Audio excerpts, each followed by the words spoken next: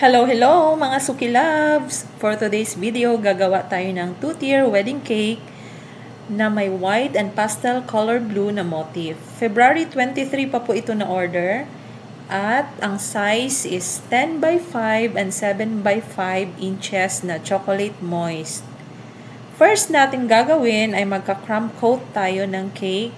Ito po ay 3-layer na dense na chocolate moist cake. Dapat po, dense talaga ang foundation ng ating cake kasi may ipapatong tayo na isang tier sa taas para po hindi po basta-basta matutumba ang ating cake.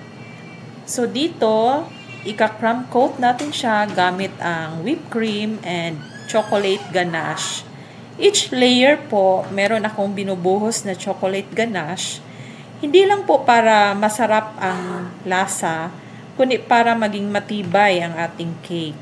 Kasi nagsisilbi siyang parang glue ng ating cake.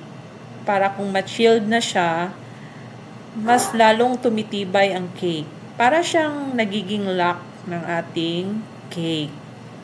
So dito, pinapakinis natin ang mga sides ng ating cake. Pinaka-basic po na ginagawa ang pagka-crumb coat para maiwasan ang mga crumbs na dumidikit sa ating final frosting. So, bago po tayo mag-final frosting, kailangan naka-chilled na siya at naka-crumb coat ng maayos para maganda po ang kinalabasan ng ating final design.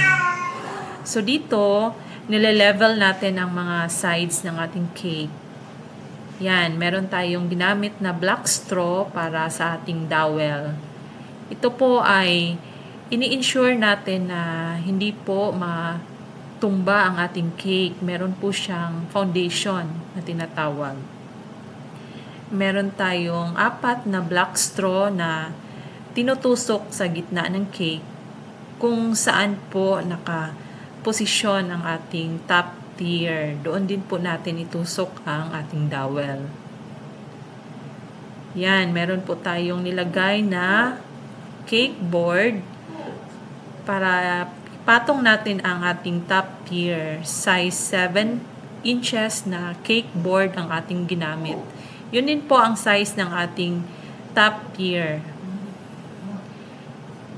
Meron din tayong binuhos na chocolate ganache para magsisilbing glue ng ating top tier. Yan na, meron tayong 7 inches na cake na pipinatong. And of course, meron tayong chocolate ganache para hindi lang masarap, pati pang-glue na rin sa ating top tier. Paulit-ulit lang po ang ating ginagawa hanggang sa makumpleto po ang ating top tier. Yan, pang second layer na tayo. Yan. Buhos ulit ng chocolate ganache.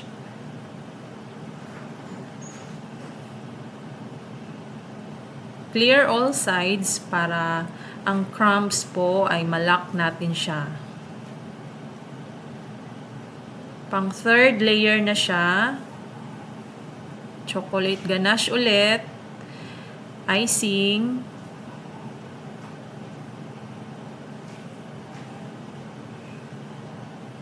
Yan. Clear all sides para malak ang mga crumbs. Paulit-ulit lang po hanggang sa matapos yung 4 na layer ng cake.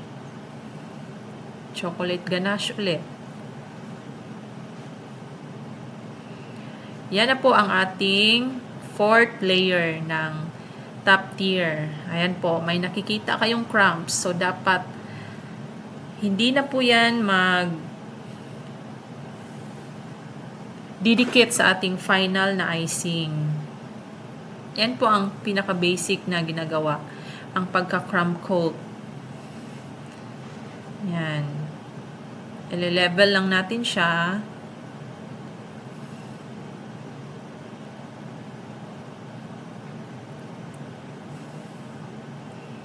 clear all sides. Yung mga may mga butas-butas po, takpan natin ng icing. Tapalan natin ng icing. Yan.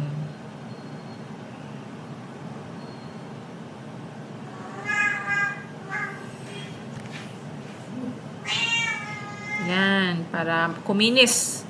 Para sa final frosting natin. Wala na pong mga lubak-lubak na nakikita. Yan. Paikot-ikot lang, tapos ulit-ulit lang po ang ating gagawin. Yan. Hanggang sa kuminis at mag-level po ang kanyang top and sides. Ayan po. Ito po ang pinakamahirap na part sa pagbubuo ng cake, ang pagpapakinis. Dito po, nagka-crumb coat pa lang tayo, pero kailangan ding kuminis na rin po ang sides ng cake natin. Yan, ito. Tapos na at magtusok na tayo ng dowel. Yung pinaka-center na dowel niya para tumibay po, hindi po basta-basta matumba. So, aside po sa dowel sa ilalim ng bottom tier, meron din pong dowel sa gitna. Yan, final frosting na tayo. Final frosting, white icing lang po ang ginamit ko kasi white ang kanyang body ng cake and blue naman ang kanyang accent. Blue na pastel.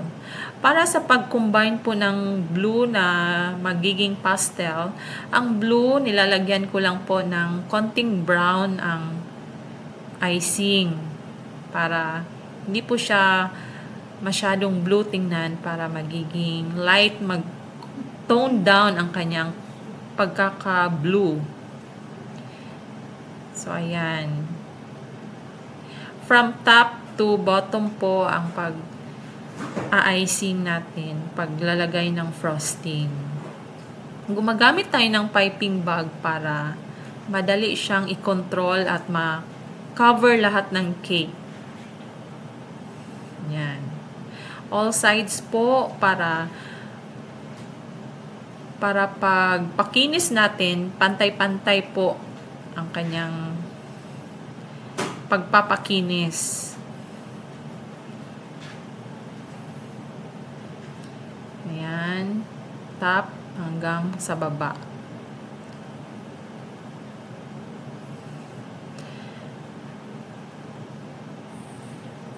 Ito po ang pinakamahirap na part, ang pagpapakinis. Pero kung sanay na po kayo at araw-araw po meron kayong order na cakes, madali na lang po ito sa inyo. Pero sa mga bagong mga bakers na kakaumpisa pa lang, ito po ang pinakamahirap, ang pagpapakinis ng cake. Lalo na po kapag 2-tier or 3-tier, kapag tiered cakes, mahirap po talaga magpakinis. Kailangan po ng patience at saka effort talaga para kuminis ang ating cake. Yan. Paulit-ulit lang po, ikot-ikot.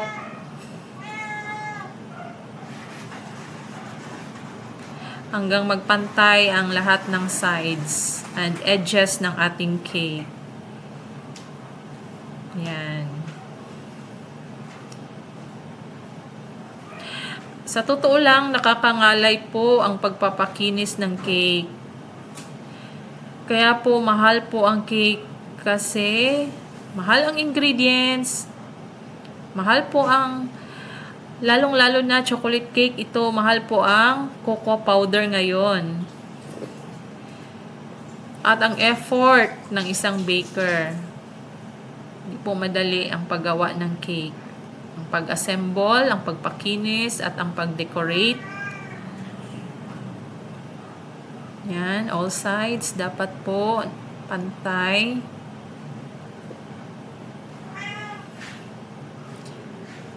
Mga air bubbles, kailangan po natin i-pop para hindi po siya mag-bubbles later. So, ngayon pa lang dapat i-pop na natin yung mga, may makita tayong mga bilog-bilog, yung parang lumulobo. I-pop na po natin para hindi na po siya mag-pop habang chini-chill. Yan. So, nag-apply na tayo ng accent na pastel blue. Ang magiging design po ng cake ay para siyang watermark or watermark na design na parang ano lang siya, accent lang talaga. Hanggang sa top, maglagay tayo ng blue accent. Itong design po ay ako lang ang nag-decide kasi hindi po nagbigay ng design si Ma'am Maymay. Ako na daw po ang bahala. So, ito po ang napili ko na design. Yan, may watermark na blue and white.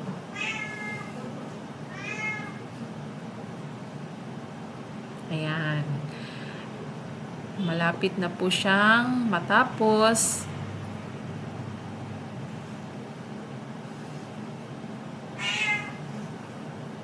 Hindi po kailangan perfect ang ating pagpapakinis kasi meron pa po tayong ilalagay na mga flowers later. Yung sa harap po ang pag-a-apply ng flowers. So, sa harap, okay lang na hindi siya perfect talaga ang pagpapakinis kasi hindi naman po siya makikita later. Ang importante po, matibay ang ating cake. Na chilled at na stock natin properly. Hindi po matumba ang ating cake.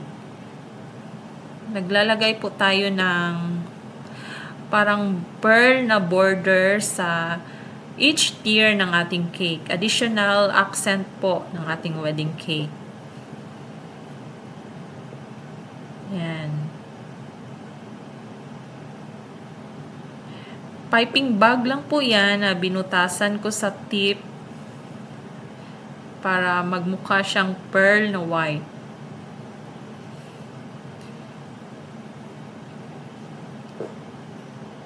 Yan po ang ating flowers. Ayan na ang finished product natin.